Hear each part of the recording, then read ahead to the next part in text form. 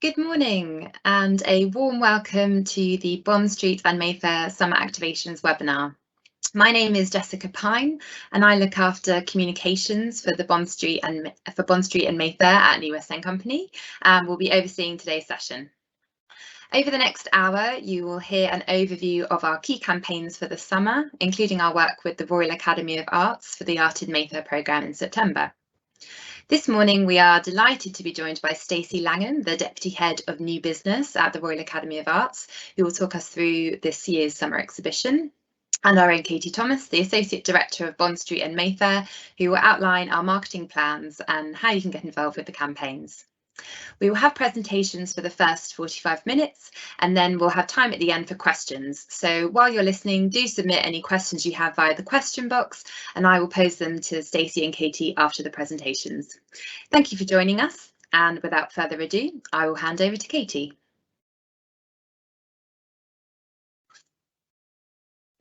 Good morning. Thank you all for joining us for this marketing overview.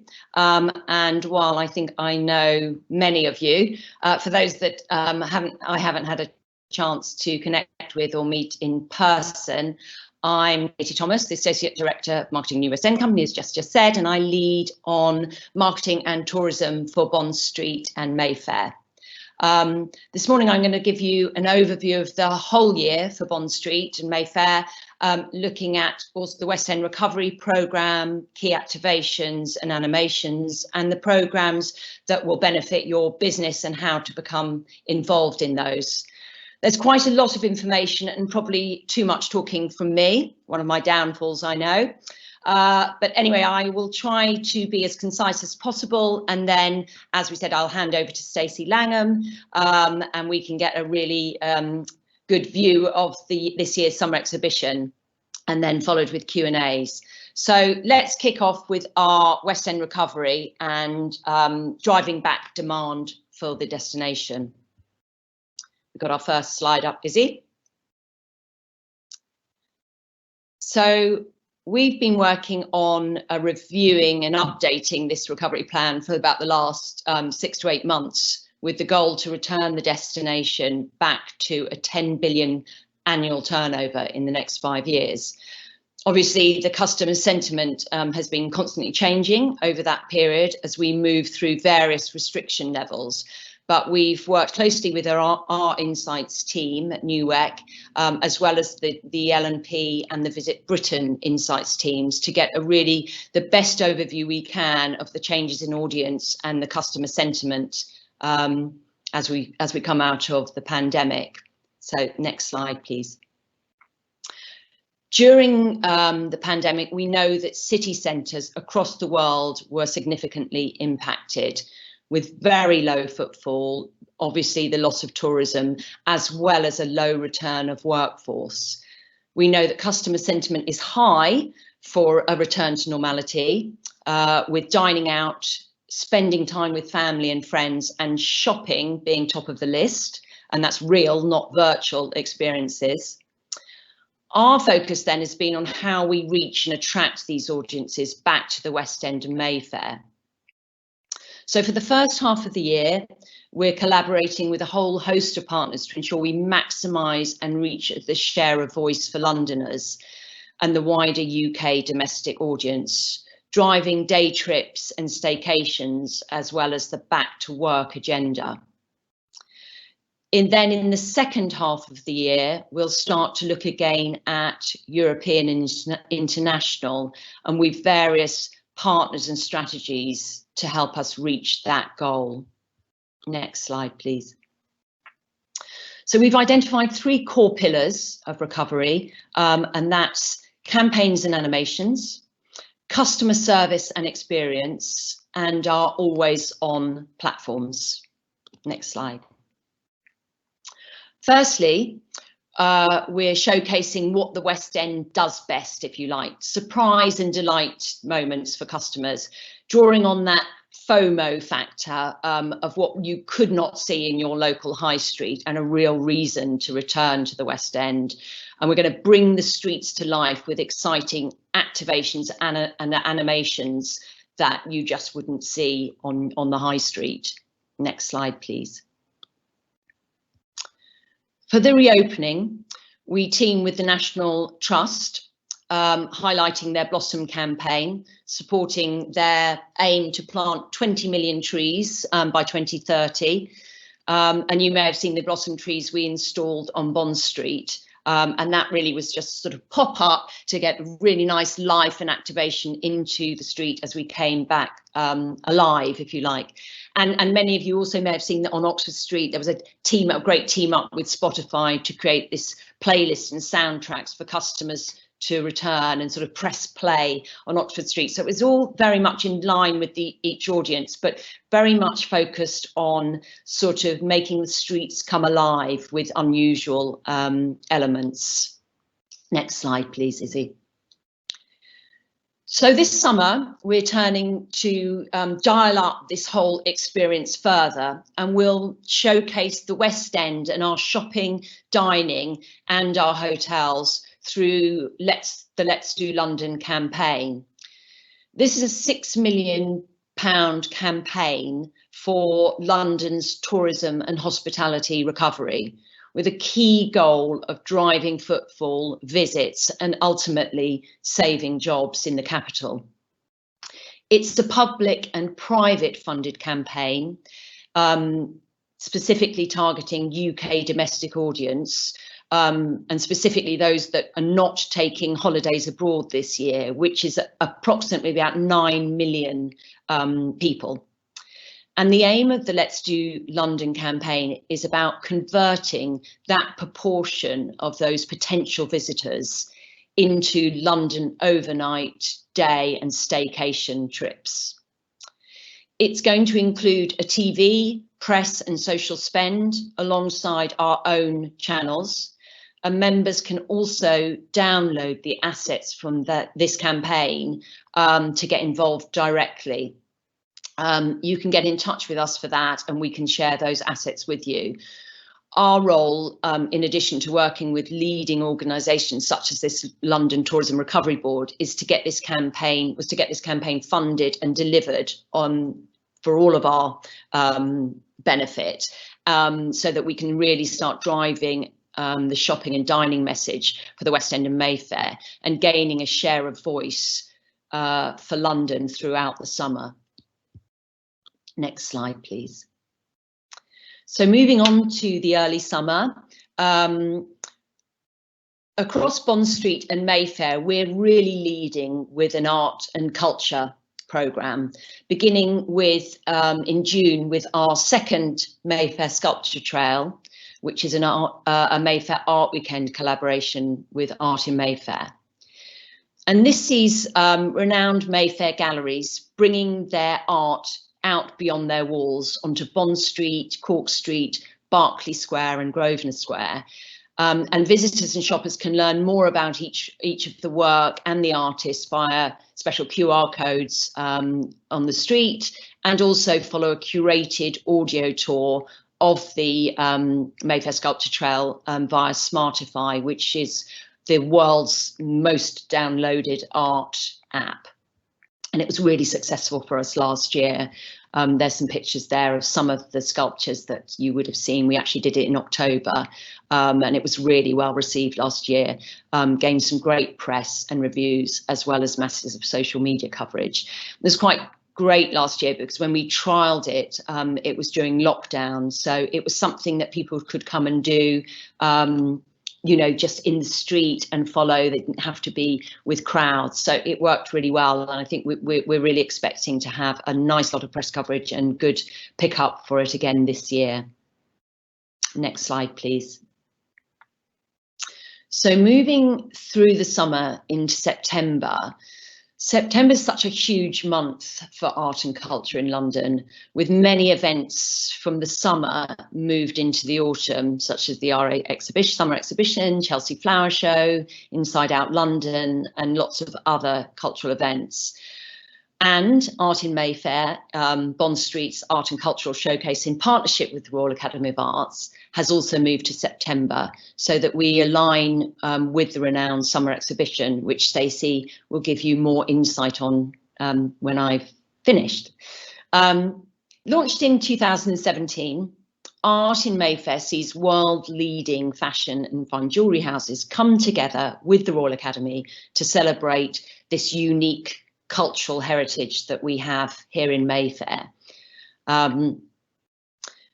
Visitors at that time can enjoy art from the RA and Summer Exhibition spilling out onto Mayfair streets, with art flags designed by renowned Royal Academicians flying above Old and New Bond Street. These are the ones by Michael Craig Martin that you can see, as well as brands participating with their own art collaborations, installations, in-store activations and events throughout the month. Next slide, please, Izzy. So for 2021, our aim with Art in Mayfair is to have the street really bursting with incredible visual showcases inspired by the art world. Visitors will see some new pop-up sculptures and artworks, dynamic art windows, as well as customer events and illustrated creative storytelling with each brand's own artistic heritage. And we're working closely with Westminster City Council to help enable installations where from not only our own installations that we're putting on the street, but where possible, installations that you might want to have come spilling out from the store onto external walls, storefronts, and even onto pavements. Next slide, please, Izzy. So there you can sort of see the type of thing that we're looking to bring to Bond Street for Art in Mayfair, and we're working with award-winning creative visual art agencies such as MT Art to bring exciting art-driven initiatives to the street. And Art in Mayfair is such a fantastic, visible entity that we want to turn Bond Street into this living art exhibition with art sort of spilling out onto windows, walls and pavings, and to really give the visitors a whole feeling of this. They've walked into this art extravaganza, and it's great timing for that, with obviously the RA right on our doorstep with their fantastic shows, as well as the summer exhibition, flags flying above the street, hopefully all of you getting involved. And we're speaking to many brands at the moment about how they are going to get involved and what they'd like to do and how we'll promote that. We've got lots of press interest already in Art in Mayfair, so it's such a great time to really bring the street to life and draw back. Also, oh, sorry, wrong. No, is that flipped over? No, we're still on the right slide. And I also wanted to say that this year with Art in Mayfair, we're really keen to bring a launch party, a sort of paint the town party on one of the evenings to create a real buzz for the launch of Art in Mayfair in Bond Street.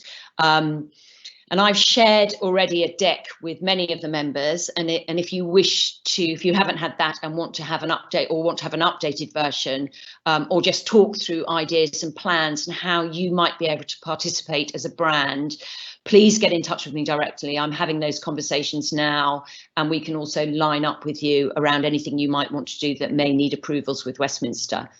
But really exciting project with lots of interest around it, and also we're looking at running it throughout September and into October, so that it also collides with Freeze. So lots of people in town, lots of reasons to connect to your audiences, and really showcase Bond Street, bring back some fun and energy after the pandemic. Okay, next slide please, Izzy. So this should be the Brilliant Breakfast.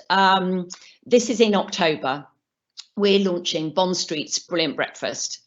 You may have seen, or perhaps even attended, a Brilliant Breakfast last year when it was launched. It's all in aid of women, supporting women through the Prince's Trust. It's an opportunity to engage with your customers through hosting a breakfast event while supporting a fantastic cause, and with all the energy of Bond Street behind it.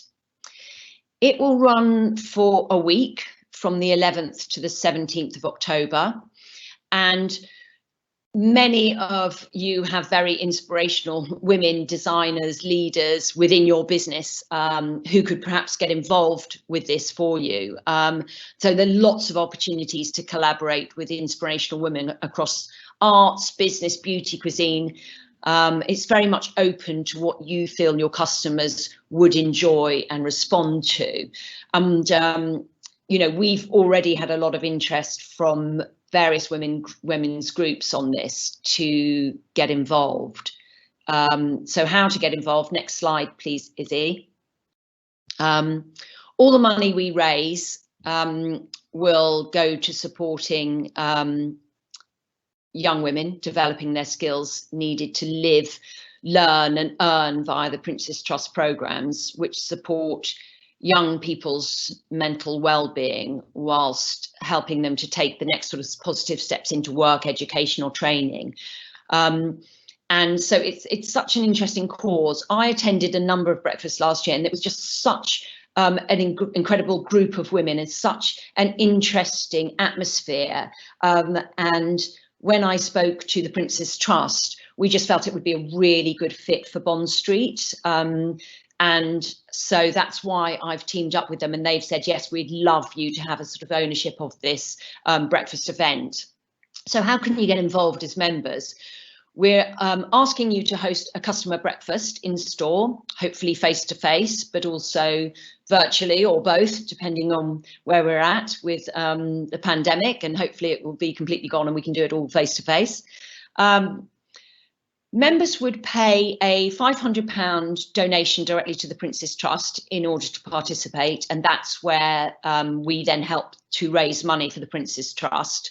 And you'll then be given an asset pack with all the logos, window vinyls, social media tools, and even a 5-minute sort of inspirational video, which has these stories from these incredible young women that have been helped by the Prince's Trust.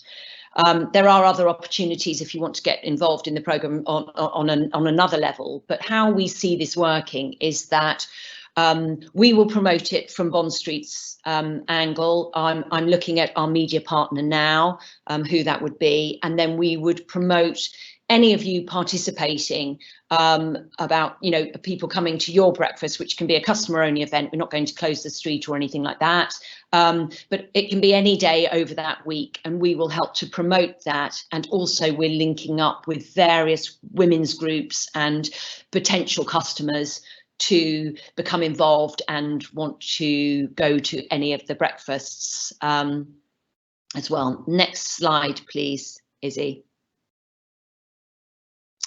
So turning ahead to Christmas, gosh, already.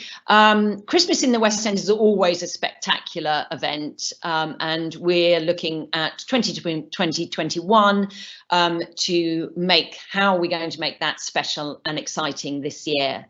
Next slide, please, Izzy.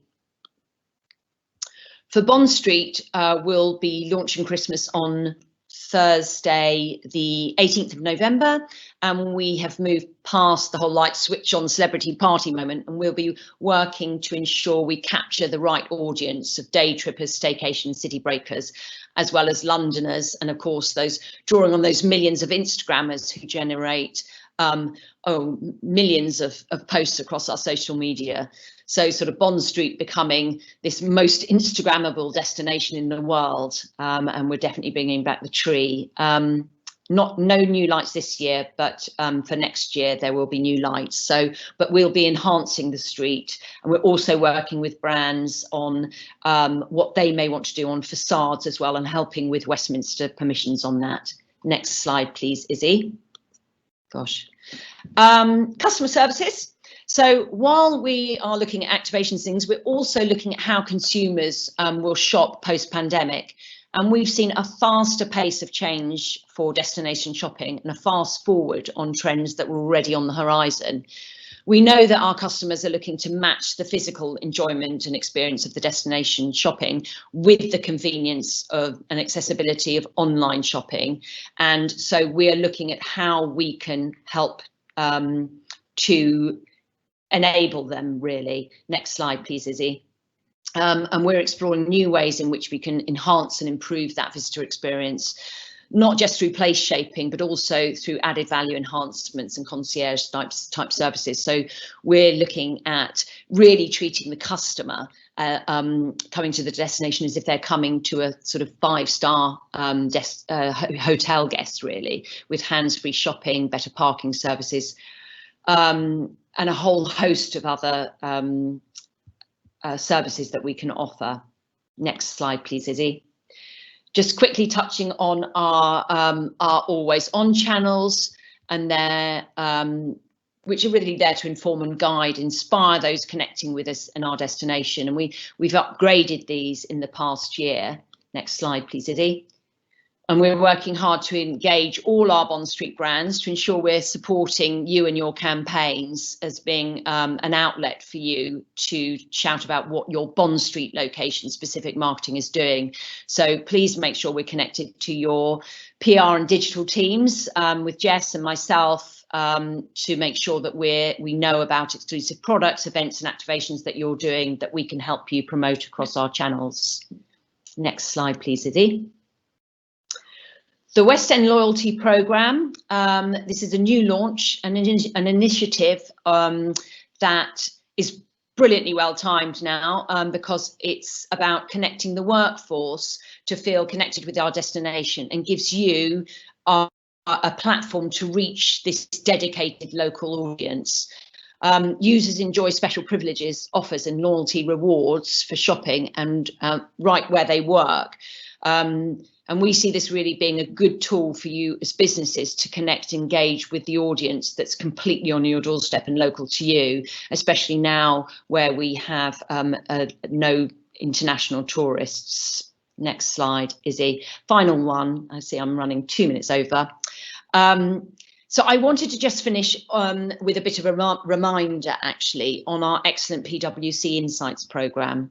I know many of you already know about this or and know its value, but I want to just remind you we're just signing up new brands to the next phase, and I think that this Insights Program has never been more valuable in terms of customer data, where we've had the loss of tax-free shopping and therefore the reports that Global Blue and other tax-free agencies used to generate for us.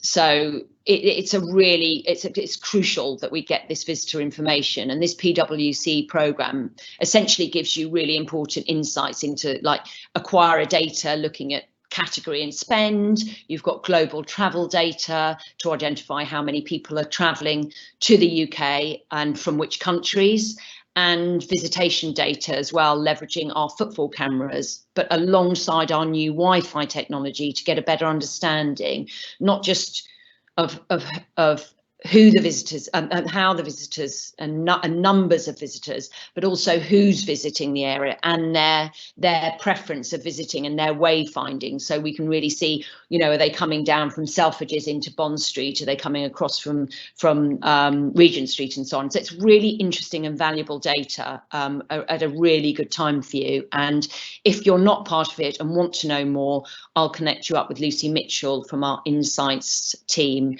who can follow up with you. Final slide, sorry, and I will just say quickly thank you very much and sign off. I'm going to introduce you straight away to Stacey Langham, who is Deputy Head of New Business at Royal Academy, who's going to give us this fantastic insight into the summer exhibition, and I will speak again afterwards for Q&As. Thank you.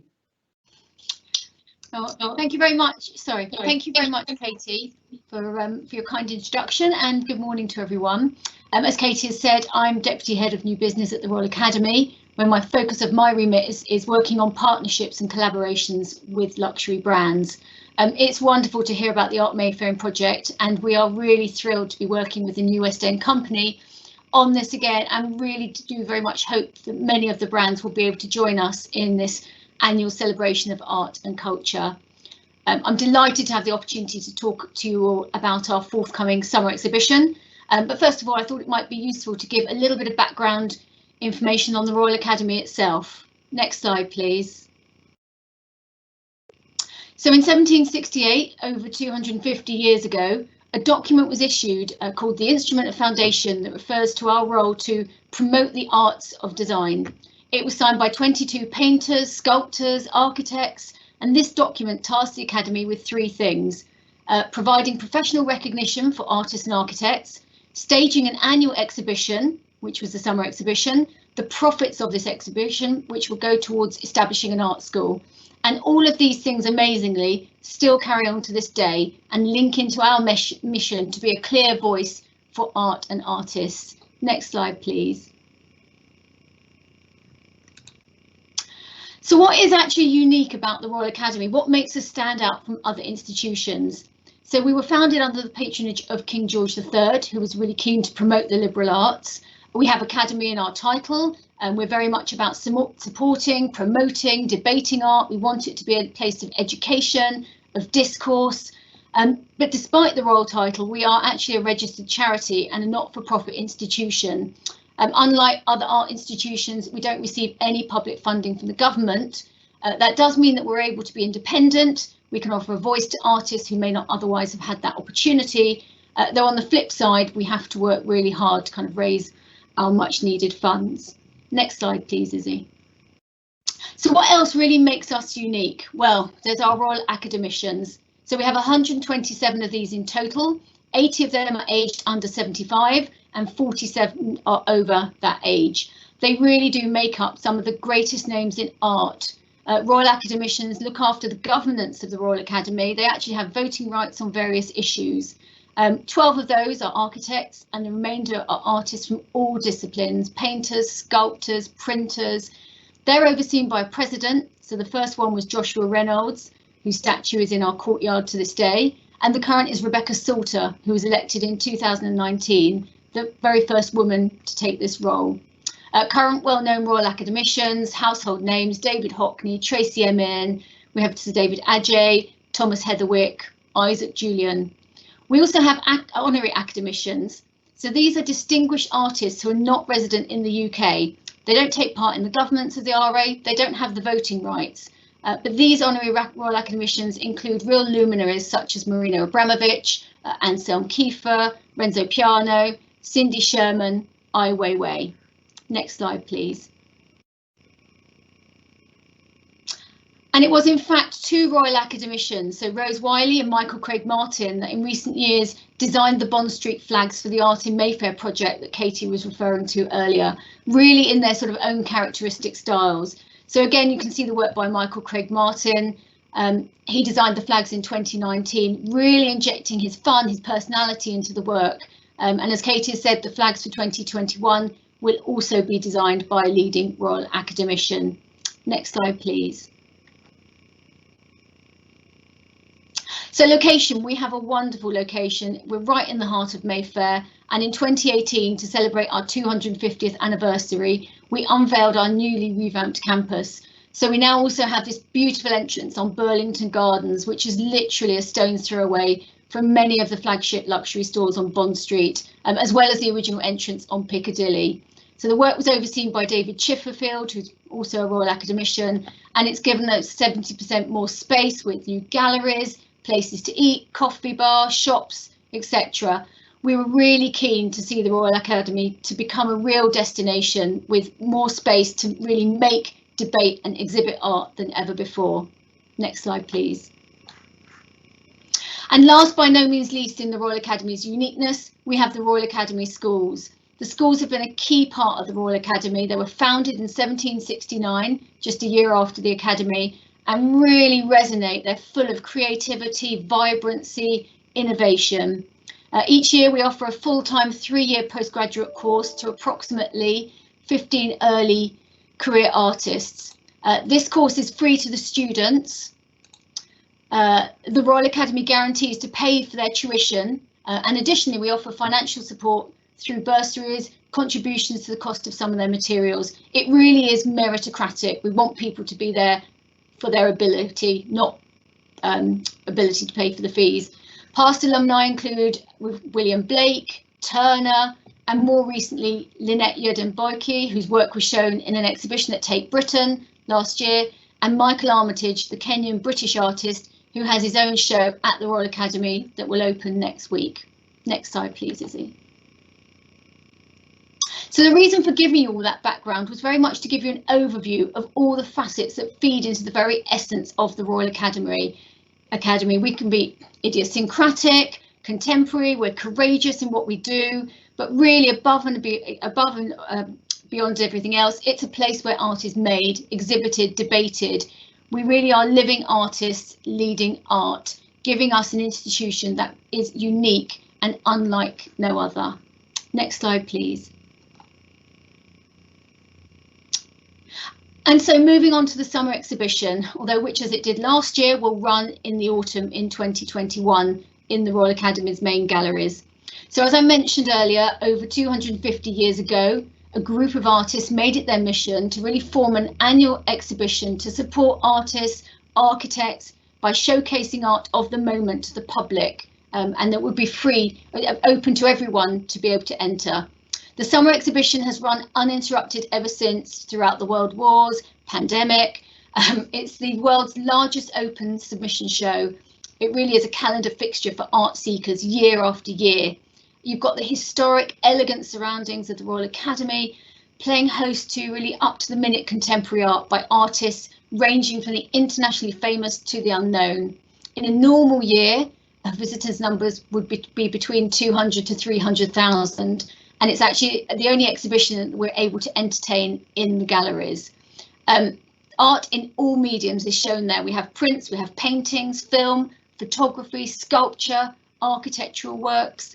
And these works fall into four very distinct categories: invited artists, Royal Academicians, honorary Royal Academicians, and open submissions or send-ins.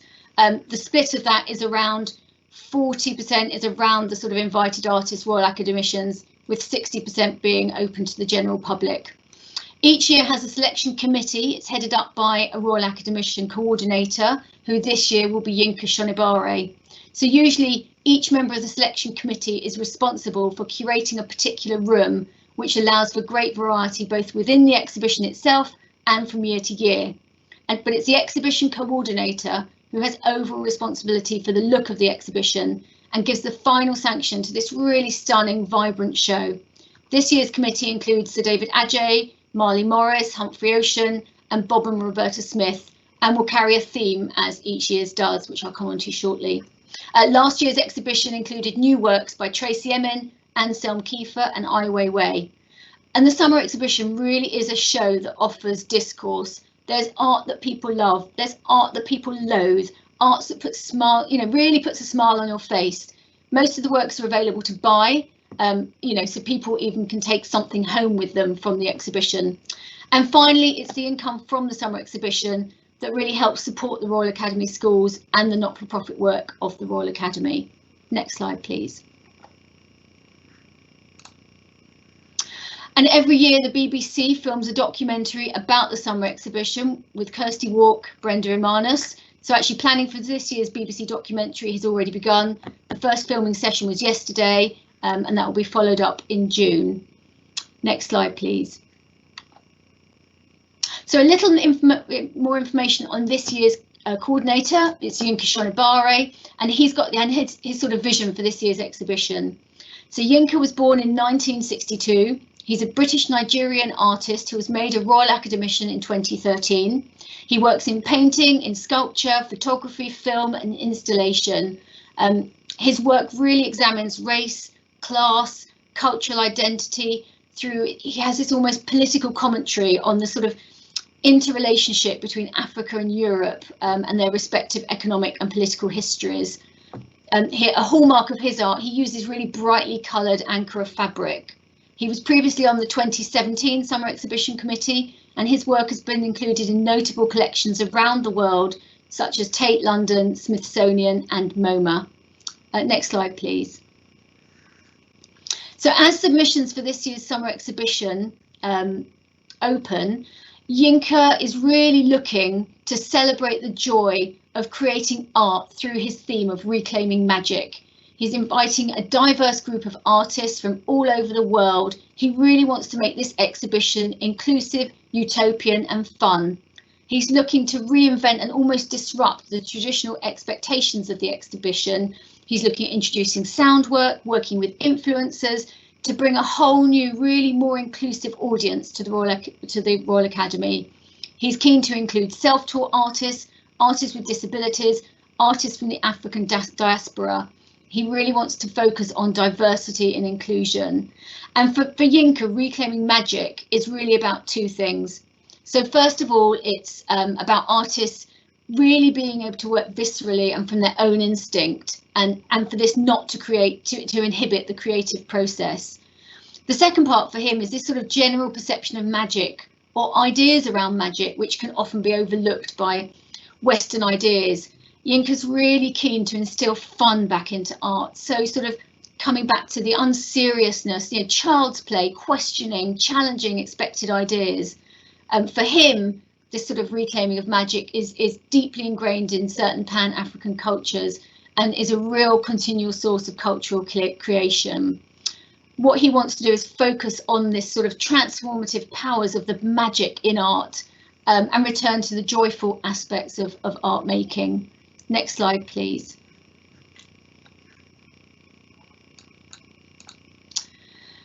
So the biggest barrier we've found before is about being as inclusive as we possibly can. What Yinka wants to do is try and remove some of those barriers.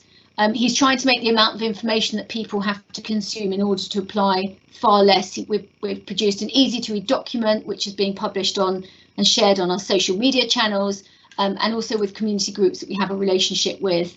Yinka's also working with a list of 11 sort of collectives for self-taught artists with the aim of offering them the chance to submit to the exhibition for free. Next slide, please. He mentioned before he really wants to kind of restore value to the marginalised artists. I think what he's looking at, he wants to situate the sort of Pan-African art as well as non-academic artistic excellence. He wants to include artists who would not normally be shown within the Royal Academy. He's really looking to expand this conventional notion of art, build a more inclusive environment, and to give a platform to marginalised or overlooked practitioners who may historically have been erased or exploited by almost this sort of Western art narrative. Next slide, please. And finally, coming back to sort of one of the founding principles of the Royal Academy, this really is a home for artists. Yinka feels there's everybody, as many people he'd love to apply as possible. He's always seen the Royal Academy as this sort of welcoming home for artists, where artists of any form should feel comfortable. We're a much more diverse culture now, and he wants that to be taken into account. So it's really sticking with our opening mission, but also our principles of openness on which the Royal Academy was actually founded. It has a sort of very nice circularity to it. Next slide, please. I couldn't really speak about the summer exhibition without talking about the Royal Academy's summer exhibition preview party, which promotes the summer exhibition every year. It's our most glamorous, high-profile event. This year, the party will go ahead on September the 14th, though with reduced numbers than in previous years. So usually it's around 1,200. This year will be around 600 or so, and tickets are actually already pretty much sold out. We have Grayson Perry, who will once again be sort of chairing the event, and this event is what usually kickstarts the summer season, although we're very much hoping we'll be able to look at doing that again in June next year. Next slide, please. The exclusive guest list, we have lots of artists, celebrities, influencers, Royal Academy patrons, donors. It's the only time that we can be in the galleries with food and drink, and it really is a sort of night to remember. Champagne, cocktails, VIP lounges, live music performances and so forth. Next slide, please. And finally, I thought I'd leave you with some fun facts about the summer exhibition. So we had the one with the meat cleaver. So in May 1914, there was a suffragette, Mary Wood, who smuggled a meat cleaver, you've guessed it, into the summer exhibition. She used it to slash John Singer Sargent's portrait, which you can see on the right-hand side of the writer Henry James, breaking through the glass and slashing the canvas 3 times. She said that it was she destroyed it to really protest about the lack of political freedom for women. Then there was one where we got bombed. So the summer exhibition has continued uninterrupted every year since 1769, even throughout both world wars. In 1917, a bomb from a German plane dropped through the roof of Gallery 9, and you can actually still make out the shrapnel scars in that gallery if you look very closely. We have the one with the red dots. We have these sort of ubiquitous red dots you can see in the top right hand corner, which have now become so familiar in the summer exhibition, and they really caught on in the art world. They first appeared in 1865, and they show that a work of art or print has actually been sold. Cornelia Parker, a Royal Academician, even incorporated them into her work called Red Spot in 2012. And last slide, please, Izzy. And then finally, a global pandemic couldn't even stop the summer exhibition. So instead, in 2020, for the first time in our 252-year history, it was postponed from the summer months and was renamed the Winter Exhibition. This year, we'll again see a summer exhibition that will also be running from September. It really is wonderful to be working once again with Katie and her team at the New West End Company on the Art in Mayfair project. And we do very much hope that as many of you as possible will be able to join us. What we hope will be a really truly immersive celebration of art and culture, collaborating with the wonderful luxury brands that will draw audiences from the Royal Academy onto Bond Street and visitors from Bond Street into the RA. And we're really looking forward to this. And if any of you would like tickets to see the summer exhibition when it opens, please feel free to contact me via Katie. Thank you. Thank you, Stacey and Katie, for your fascinating presentation. Such interesting facts about the summer exhibition that I never knew. Now we'll open it up for some questions. I think the first ones are for you, Katie, from Bruce. Thank you, Bruce. About the Mayfair Sculpture Trail, I think, and Mayfair Art Weekend. How can we spread it to encompass some of the other streets, such as Albemarle Street, and involve some of the brands such as Browns and Trofeum? How might they get involved as well? Yeah, okay, thank you. Well, we would love to spread it. We are trying to spread all our activations around our neighbourhood streets.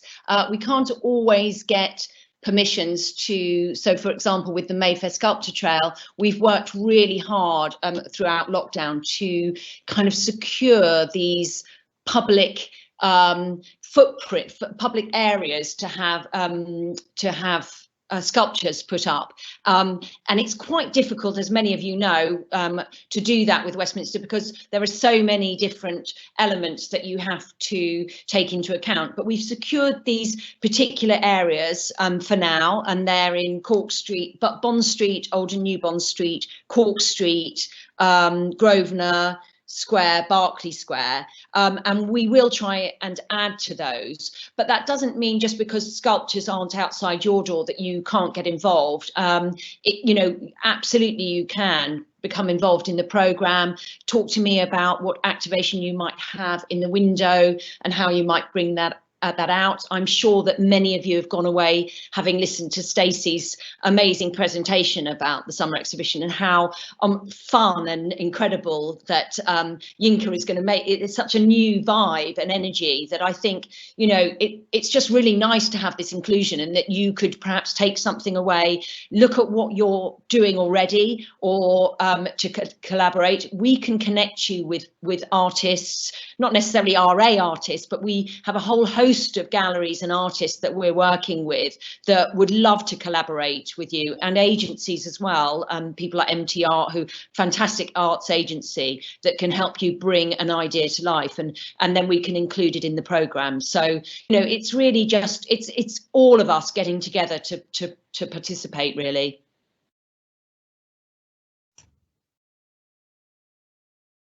Wonderful. Thank you, Katie. I hope that answers your question, Bruce. I see you have another one as well. Thank you. Another one for Katie, I think. Are we still involved with the company that delivers customers' shopping bags to their homes? We are. I mean, actually, we worked with two brands on this actually. There was Brisk and Drop It that we worked with. Drop It, they work in two different ways. So Drop It worked primarily with a consumer that I could have, if I have the app, I can click into that and the bags can be collected. Whereas Brisk work more with the brand. And I found that actually a lot of our brands on Bond Street preferred to have to sort of work directly with a company rather than the consumer leading it, so that they offered it as a service. They're still doing that, and I've had discussions with them in terms of our services and what we bring about how we can get more people involved in that, so that we have a total coverage for Bond Street, so that we then can promote it as part of the services as we become open. And that's part of what I was touching on in terms of the services, which are things like the hands-free shopping.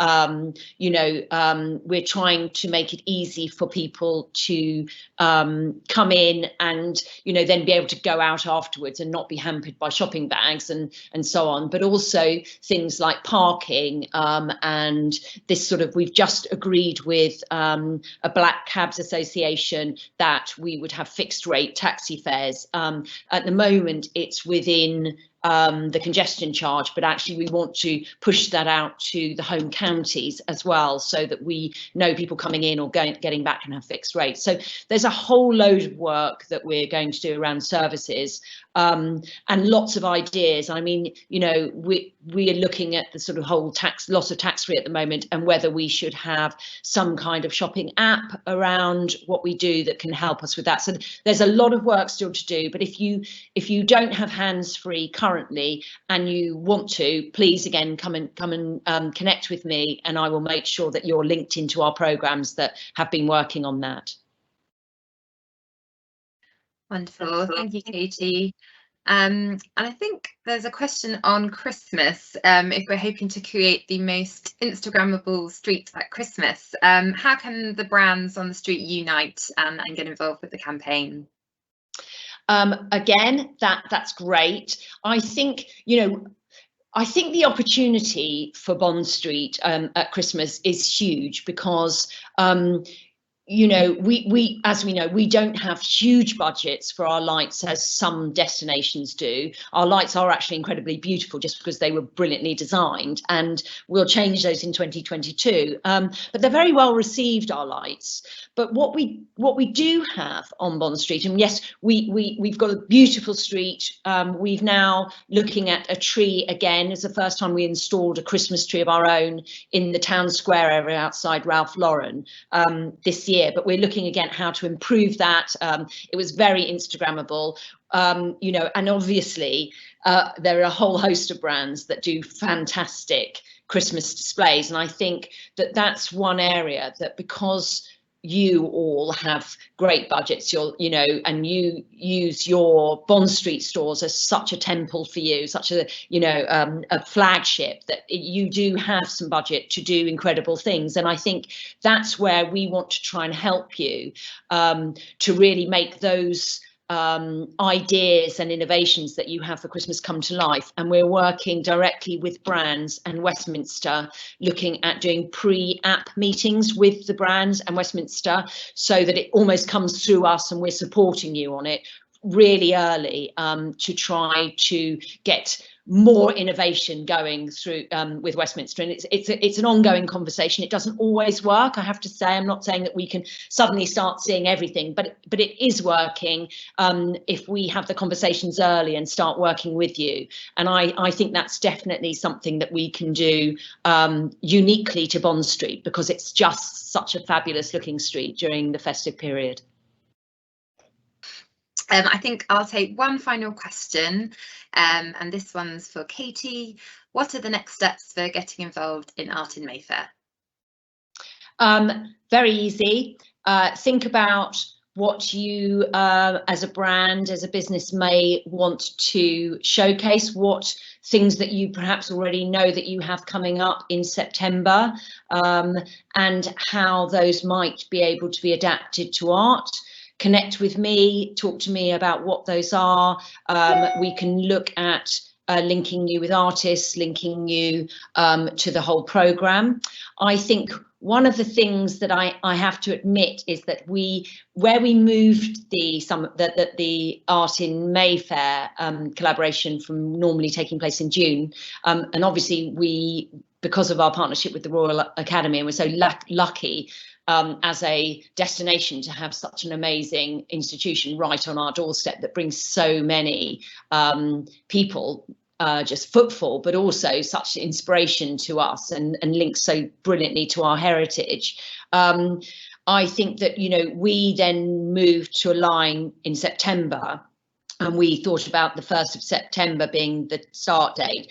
Now that I sort of look at everything else that's moving September and into October, including Freeze, there's part of me that's thinking, actually, should we start this around mid-September rather than the 1st, as I've sort of told everybody? So there's an element we've got to make a decision on that. And if you have thoughts about that, please send them to me, because I'd love to have that conversation with you, because ideally, we run it for a 4-week period, but in an ideal world, I'd like to see it extend actually into October, when we've got Freeze Week, which would also bring such a great audience. And I'm already talking to other art events that would normally be held in London, and about how we can get involved with them, how they might have a presence in Bond Street during this period as well. So not only are there opportunities for you as brands to work